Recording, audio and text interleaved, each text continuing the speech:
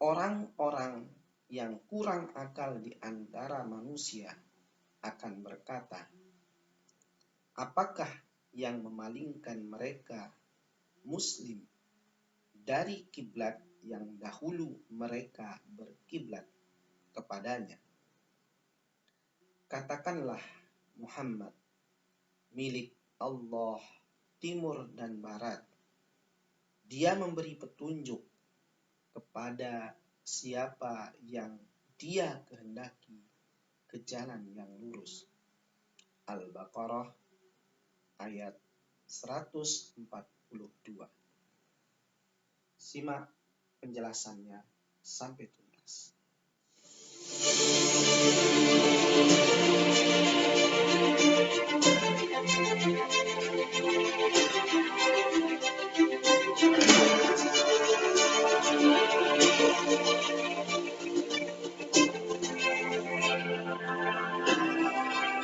Bismillahirrahmanirrahim. Assalamualaikum warahmatullahi wabarakatuh. Alhamdulillahi rabbil alamin. Wassalatu wassalamu ala asrafil anbiya wal mursalin Sayyidina Muhammadin wa ala alihi wa sahbihi ajma'in, amma ba'du. Pada bab yang ke-15 ini kita akan membahas tema Ka'bah sebagai kiblat kaum muslimin. Kita akan mulai dari kewajiban salat. Setelah tauhid, salat dan berbagai ritual lainnya seperti toharoh atau bersuci dari hadas dan yang lain adalah syariat Islam pertama. Imam At-Tabari berkata, syariat Islam yang pertama kali diwajibkan Allah pada Rasulullah SAW setelah pernyataan tauhid dan membebaskan diri dari penyembahan berhala adalah salat. Malaikat Jibril datang pada Nabi yang ketika itu sedang berada di atas gunung Mekah. Kemudian menghentakkan tumitnya di sisi lembah dan memancarlah mata air. Lalu malaikat Jibril berwudu, sedangkan Rasulullah SAW melihatnya sambil memperhatikan pada beliau cara bersuci untuk salat. Kemudian beliau berwudu seperti malaikat Jibril berwudu. Selanjutnya malaikat Jibril berdiri menunaikan salat dan Rasulullah SAW melakukan salat seperti yang salatnya malaikat Jibril. Setelah itu malaikat Jibril meninggalkan Rasulullah SAW. Kemudian Rasulullah SAW menemui Khadijah dan berwudu untuk memperlihatkan padanya cara bersuci untuk salat sebagaimana yang diperlihatkan malaikat Jibril padanya. Khadijah pun berwudu seperti wudunya Rasulullah SAW. Selanjutnya Rasulullah SAW salat seperti malaikat Jibril. Salatnya berbarengan dengan salatnya Khadijah, sebagaimana Khadijah juga mengikuti apa yang dilakukan oleh Rasulullah SAW. Adapun Ali radhiyallahu an masuk Islam dan turut mendirikan salat di belakang Nabi SAW sejak usia 10 tahun. Karena ia tinggal bersama Nabi di bawah asuhan beliau. Ketika itu Rasulullah SAW ingin meringankan beban pamannya Abu Thalib yang memiliki banyak anak, dan ketika itu Quraisy juga sedang mengalami krisis yang sangat hebat. Satu kali Ali melihat Nabi SAW dan Khadijah salat dan ia merasa heran. Setelah keduanya selesai salat, Ali pun bertanya, "Kenapa kalian sujud?" "Kami sujud kepada Allah. Allah mengutusku menjadi nabi. Allah juga menyuruhku mengajak manusia menyembahnya jawab Nabi SAW kepada Ali. Lalu beliau mengajak Ali untuk menyembah Allah semata yang tiada sekutu untuknya atau baginya. Rasulullah SAW mengajak Ali untuk memeluk agama Islam dan meninggalkan penyembahan berhala. Lalu beliau membacakan beberapa ayat Al-Quran. Ali radhiyallahu anhu sangat kagum akan keindahan ayat-ayat tersebut. Tetapi dia meminta waktu kepada pamannya, meminta waktu kepada Nabi untuk membicarakan hal ini dengan bapaknya Abu Thalib. Nabi meminta kepadanya untuk merahasiakan hal ini. Malam itu, Ali merasa gundah dan terus berpikir. Pada pagi esok harinya, ia menyatakan keimanannya dan masuk Islam. Itulah sejarah bagaimana Sayyidina Ali masuk Islam ketika beliau melihat Nabi dan Siti Khadijah melaksanakan sholat. Selanjutnya kita akan membahas tentang peristiwa yang sangat menakjubkan, yaitu Isra Mi'raj. Rasulullah SAW mengalami peristiwa Isra dan Mi'raj dari Masjidil Haram ke Masjidil Aqsa, yaitu Baitul Maqdis di Elia, Palestina, saat Islam telah menyebar di Mekah, di tengah-tengah suku Quraisy dan suku Arab lainnya. Perjalanan Isra ini kemudian menjadi pelajaran bagi bangsa Arab yang berakal sebagai petunjuk, rahmat, dan keteguhan bagi orang-orang beriman dan membenarkan kerasulan Nabi Muhammad SAW. Bahkan di antara perintah Allah Subhanahu wa Ta'ala, yakin dengan peristiwa Isra yang dialami Nabi. Isra adalah kehendak Allah untuk memperlihatkan pada beliau tanda-tanda kekuasaannya, sehingga beliau menyaksikan semua kekuasaan Allah yang agung dan kemampuannya mewujudkan apa yang dia inginkan. Rasulullah SAW menceritakan tentang malam Isra. Beliau bersabda, ketika aku berada di tepi Baitullah berbaring dalam keadaan setengah tidur, tiba-tiba aku didatangi seorang dan membelah dadaku hingga ke sini dan ke sini, yaitu dari bawah leher hingga perut. Bagian atas, hatiku dikeluarkan, lalu di bawah sebuah nampan dari emas yang dipenuhi dengan iman. Hatiku dibersihkan dengannya. Kemudian mereka meletakkan kembali ke tempat asalnya. Setelah itu, dibawa pula kepada seekor binatang tunggangan berwarna putih, namanya buraq. Ia lebih besar dari keledai dan lebih kecil daripada bagol. Sekali melangkah sejauh mata memandang, lalu aku dinaikkan ke atasnya. Selanjutnya, Jibril berangkat bersamaku hingga sampai ke langit dunia. Jibril lalu minta agar dibukakan pintu. Maka ditanya, siapa? Jibril jawabnya, siapa bersamamu? Muhammad, jawab Jibril. Apakah dia telah diutus? Iya. Kemudian malaikat penjaga pintu membuka pintu langit 9 sambil berkata, selamat datang, sungguhnya tamu paling utama telah tiba. Setelah masuk aku bertemu Nabi Adam. Jibril berkata, ini bapakmu Adam. Jibril lalu mengucapkan salam kepadanya, demikian juga aku. Nabi Adam menjawab salamku seraya berkata, selamat datang wahai anakku yang saleh dan Nabi yang saleh. Kemudian aku dibawa naik ke langit kedua. Jibril meminta agar dibukakan pintu. Lalu ditanya, siapa? Jibril menjawab, siapa yang bersamamu? Muhammad. Apakah dia telah diutus? Iya. Kemudian malaikat penjaga pintu tersebut membuka pintu sambil berkata, selamat datang, sesungguhnya tamu paling utama telah tiba. Setelah masuk aku bertemu dengan Nabi Isa dan Nabi Yahya. Mereka adalah saudara sepupu dari ibu. Jibril memperkenalkan mereka kepadaku dan menyuruhku mengucapkan salam kepada mereka. Aku mengucapkan salam dan mereka menjawab salamku. Lalu mereka berkata, "Selamat datang, wahai saudaraku yang saleh dan nabi yang saleh." Kemudian aku dibawa ke langit ketiga. Jibril meminta agar dibukakan pintu, lalu ditanya, "Siapa?" Jibril jawabnya, "Siapa yang bersamamu?" Muhammad. "Apakah dia telah diutus?" Iya.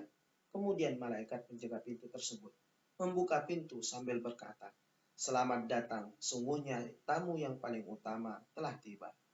Setelah masuk, aku bertemu dengan Nabi Yusuf. Jibril memperkenalkan kepadaku dan menyuruhku mengucapkan salam kepadanya. Aku mengucapkan salam dan dia menjawab salamku seraya berkata, "Selamat datang, wahai saudaraku yang saleh dan nabi yang saleh." Kemudian aku dibawa ke langit keempat. Jibril meminta agar dibukakan pintu. Lalu ditanya, "Siapa?" Jibril jawabnya, "Siapa yang bersamamu?" Muhammad. "Apakah ia telah diutus?" Iya. Kemudian malaikat penjaga pintu tersebut membuka pintu sambil berkata, "Selamat datang, sungguhnya tamu paling utama telah tiba." Setelah masuk, aku bertemu dengan Nabi Idris. Jibril memperkenalkan kepadaku dan menyuruhku mengucapkan salam. Aku mengucapkan salam dan dia menjawab salamku seraya berkata, "Selamat datang wahai saudaraku yang saleh dan nabi yang saleh." Kemudian aku dibawa naik ke langit. Kelima, Jibril meminta agar dibukakan pintu. Lalu ditanya, "Siapa?" Jibril jawabnya, "Siapa yang bersamamu?" Jibril, "Muhammad." "Apakah dia telah diutus?" Iya. Kemudian malaikat penjaga pintu tersebut membuka pintu sambil berkata, "Selamat datang, sungguhnya tamu yang paling utama telah tiba." Setelah masuk, aku bertemu dengan Nabi Harun. Jibril memperkenalkan kepada aku dan menyuruhku mengucapkan salamnya. Aku lalu mengucapkan salam dan dia menjawab salamku seraya berkata, "Selamat datang wahai saudaraku yang saleh dan nabi yang saleh." Kemudian aku dibawa naik ke langit keenam. Jibril alaihissalam meminta agar dibukakan pintu kembali.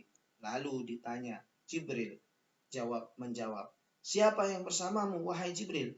Muhammad. "Apakah dia telah diutus?" Ya. Kemudian malaikat penjaga pintu tersebut membukakan pintu sambil berkata, "Selamat datang, sungguhnya tamu yang paling utama telah tiba." Setelah masuk, aku bertemu dengan Nabi Musa. Jibril memperkenalkan kepadaku dan menyuruhku mengucapkan salam. Aku pun mengucapkan salam dan menjawab salamku seraya berkata, "Selamat datang wahai saudaraku yang saleh dan nabi yang saleh." Ketika aku melewatinya, dia menangis. Ketika ditanya, "Mengapa ia menangis?" Dia menjawab, "Seorang anak muda yang diutus setelahku, umatnya yang masuk surga lebih banyak dari umatku." Kemudian aku dibawa naik ke langit ketujuh. Jibril alaihissalam minta agar dibukakan pintunya. Lalu ditanya, Jibril menjawab, "Siapa yang bersamamu, wahai Jibril?" Muhammad. "Apakah dia telah diutus?" Iya. Kemudian malaikat penjaga pintu tersebut membuka pintu sambil berkata, "Selamat datang, sungguhnya tamu paling utama telah tiba." Setelah masuk, aku bertemu dengan Nabi Ibrahim. Jibril memperkenalkan kepadaku dan menyuruhku mengucapkan salam untuknya. Aku pun mengucapkan salam dan dia menjawab salamku seraya berkata, "Selamat datang wahai saudaraku yang saleh dan nabi yang saleh." Kemudian aku diangkat ke Sidratul Muntaha, sebuah pohon amat besar yang rantingnya bagikan kayu sangat panjang dan daunnya mirip dengan telinga gajah. Jibril berkata, "Ini adalah Sidratul Muntaha. Di sana ada 4 sungai, 2 di atas dan 2 di bawah." Aku bertanya, "Apa ini wahai Jibril?" 2 sungai yang di bawah adalah 2 sungai surga, sedangkan 2 sungai yang di atas adalah sungai Nil dan Efrat. Kemudian aku diangkat ke Baitul Ma'mur.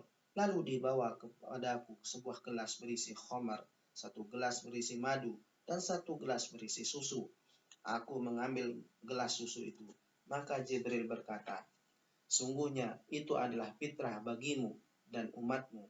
Kemudian Allah mewajibkan kepadaku 50 salat sehari semalam. Aku lalu kembali, dan ketika aku melewati Musa, dia bertanya, apa yang Allah perintahkan kepadamu, wahai Muhammad? Salat 50 waktu sehari semalam. Umatmu tidak akan mampu untuk melakukannya. Sungguhnya aku, demi Allah, telah mencoba di umat sebelum engkau, dan aku telah berusaha di Bani Israel dengan sekuat tenaga. Kembalilah kepada Tuhanmu dan mintalah keringanan untuk umatmu. Aku kembali dan Allah menguranginya 10. Aku kembali dan bertemu dengan Musa dan berkata, apa yang diperintahkan kepadamu? Perintah sholat setelah dikurangi 10. Musa mengatakan hal yang sama. Aku terus mondar-mandir antara Tuhanku dan Musa sampai akhirnya aku diperintah sholat 5 kali sehari semalam. Aku kembali ke Musa dan berkata bahwa umatku diwajibkan 5 kali sholat dalam sehari semalam. Dia berkata, umatmu tidak akan sanggup melakukannya. Kembalilah kepada Rabbmu dan minta keringanan. Maka aku katakan padanya, aku telah berkali-kali kembali padanya sampai aku malu padanya. Aku ridho dan menerima perintahnya. Setelah aku melewati Musa, terdengar suara yang berseru, engkau telah melaksanakan kewajiban dariku dan aku telah meringankannya untukmu. Keesokan harinya, Nabi menemui orang-orang Quraisy di majelis mereka dan menceritakan peristiwa yang sangat menakjubkan tersebut, yaitu peristiwa Isra dan Mi'raj. Cerita ini menjadi berita besar di Mekah. Sebagian berkata, demi Allah, ini jelas perkara mustahil. Keheranan mereka berdasarkan pada pengalaman. Menurut mereka, perjalanan pulang pergi ke Mekah dan ke Sam atau sebaliknya itu memakan waktu sampai 2 bulan. Bagaimana mungkin Muhammad bisa melakukannya dalam semalam? Beberapa orang yang telah mendengar berita tersebut pergi menemui Abu Bakar dan berkata, bagaimana menurutmu tentang temanmu yang berkata bahwa tadi malam dia telah pergi ke Baitul Maqdis, sholat di sana lalu pulang ke Mekah? Apakah kalian tidak percaya padanya? Tanya Abu Bakar. Iya, jawab mereka. Sekarang dia sedang berada di masjid, bercerita kepada orang-orang. Demi Allah, apapun yang dikatakan oleh Rasulullah pasti benar. Mengapa kalian merasa heran dengan cerita itu? Demi Allah, sekalipun beliau mengabarkan kepadaku telah datang dari langit ke bumi dalam sesaat, baik pada waktu siang maupun malam, niscaya aku akan membenarkannya. Tapi bukankah kalian percaya bahwa beliau menerima wahyu dari langit? Padahal itu lebih mengherankan daripada apa yang kalian dengar saat ini, jawab Abu Bakar dengan tegas. Abu Bakar segera menyusul Rasulullah SAW berkata, wahai Rasulullah, apakah engkau berbicara kepada semua orang bahwa engkau baru kembali dari Baitul Maqdis? Betul, jawab Nabi. Kalau begitu, jelaskan ciri-ciri Masjid Al-Aqsa kepadaku, karena aku pernah ke sana. Setiap Rasulullah SAW menceritakan bagian per bagian Masjid Al-Aqsa, Abu Bakar selalu berkata, engkau benar, aku bersaksi bahwa engkau utusan Allah. Begitu seterusnya hingga akhir cerita. Melihat kesungguhan Abu Bakar dalam membenarkan ceritanya, Rasul berkata kepadanya, dan engkau wahai Abu Bakar adalah as-siddiq, orang yang terpercaya, orang yang jujur. Itulah cerita tentang Isra Mi'raj. Kemudian selanjutnya kita akan bercerita tentang Ka'bah menjadi kiblat kaum muslimin. Di awal-awal kemunculan Islam, kaum muslimin bebas menghadap kemana saja dalam sholat, baik ke timur atau ke barat. Hal itu berdasarkan firman Allah Subhanahu wa Ta'ala, dan milik Allah timur dan barat. Kemanapun kamu menghadap, di sanalah wajah Allah. Sungguhnya Allah Maha Luas, Maha Mengetahui. Al-Baqarah ayat 115. Kemudian ketika kaum muslimin berada di Madinah, mereka salat menghadap ke Baitul Maqdis. Lalu Allah Subhanahu wa taala berfirman, "Kami melihat wajahmu Muhammad sering mengadah ke langit, maka akan kami palingkan engkau ke kiblat yang engkau senangi. Maka hadapkanlah wajahmu ke arah Masjidil Haram." Quran Surat Al-Baqarah ayat 144. Allah juga menegaskan dengan firman-Nya, "Dan dari manapun engkau Muhammad keluar, maka hadapkanlah wajahmu ke arah Masjidil Haram. Dan di mana saja kamu berada, maka hadapkanlah wajahmu ke arah itu, agar tidak ada alasan bagi manusia untuk menentangmu, kecuali orang-orang zalim di antara mereka. Janganlah kamu takut kepada mereka, tetapi takutlah kepadaku, agar aku sempurnakan nikmatku kepadamu, dan agar kamu mendapatkan petunjuk." Al-Baqarah ayat 150. Tapi orang Yahudi lantas marah ketika kiblat kaum muslimin pindah ke Ka'bah. Mereka berusaha menyebarkan fitnah-fitnah dan berita bohong ke sebagian kaum muslimin. Maka Allah Subhanahu wa taala memfirmankan di dalam Al-Qur'annya surat Al-Baqarah ayat 142 sampai dengan 143. Orang-orang yang kurang akal di antara manusia akan berkata, "Apa yang memalingkan mereka, kaum muslimin, dari kiblat yang dahulu mereka berkiblat kepadanya?" Katakanlah Muhammad, milik Allah timur dan barat. Dia memberi petunjuk kepada siapa yang Dia kehendaki ke jalan yang lurus. Dan demikian pula kami telah menjadikan kamu, kaum muslimin, kaum Islam, umat Islam, untuk umat pertengahan, agar kamu menjadi saksi atas perbuatan manusia dan agar Rasul Muhammad menjadi saksi atas perbuatan kamu. Kami tidak menjadikan kiblat yang dahulu kamu berkiblat kepadanya, melainkan agar kami mengetahui siapa yang mengikuti Rasul dan siapa yang berbalik ke belakang. Sungguhnya pemindahan kiblat itu sangat berat, kecuali bagi orang-orang yang telah diberi petunjuk oleh Allah Subhanahu wa taala. Dan Allah tidak akan menyia-nyiakan imanmu. Sungguhnya Allah Maha Pengasih, Maha Penyayang kepada manusia. Inilah penguatan yang diberikan Allah kepada Nabi Muhammad sallallahu alaihi wasallam ketika arah kiblat kembali kepada Baitullah, yaitu Ka'bah yang ada di Makkahul Mukarramah.